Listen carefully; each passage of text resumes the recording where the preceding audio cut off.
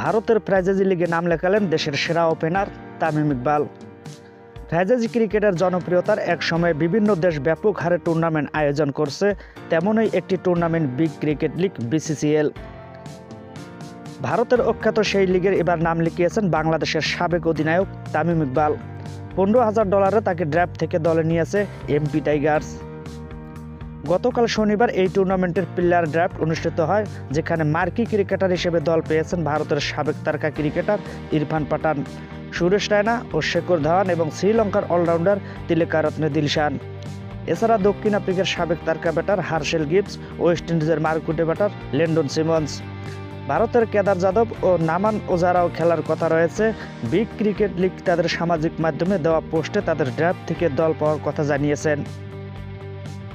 তামিমের MP Tigers দলের সতীর্থ হিসেবে আছেন দিলশান মুনাবিরা, নামান ওজা ও স্টুয়ার্ট বিন্নি, পবন লেগি, অমিত মিশ্র, যতীন সাক্সেনা। এর মধ্যে যতীন 5 লাখ রুপিতে দল পেয়েছেন।